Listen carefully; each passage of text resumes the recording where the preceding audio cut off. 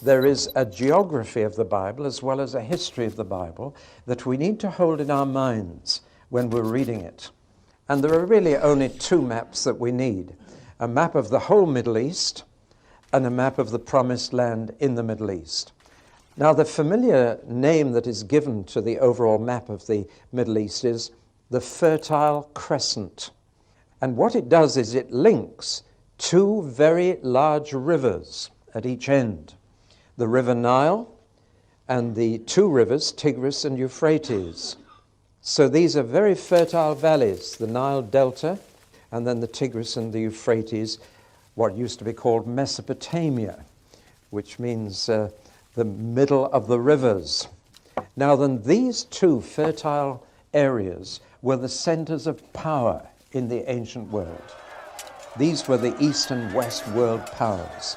So the whole Old Testament is a struggle between these two world powers, between Egypt and the different empires that arose here, notably Assyria and Babylon, and in between the Promised Land. Now you notice that the Arabian desert covers all of this and the Sahara there. So when these two big powers attacked each other or tried to overcome each other, they had to travel through this narrow bit of land here. All the traffic was directed down this narrow coastal strip, which means that this was the crossroads of the world, actually. The road from Europe comes down the coast, it crosses the plain of Esdraelon, goes down into the Jordan Valley, and up onto the other side and down to Arabia. The road from Africa comes up the coastal plain and it crosses over the same Vale of Esdraelon, or the Valley of Jezreel, and goes up through Capernaum and up through Damascus and on to India and China. So that the actual crossroads of the world is precisely there, at a little hill called Megiddo. And the hill of Megiddo in Hebrew is Harmageddon.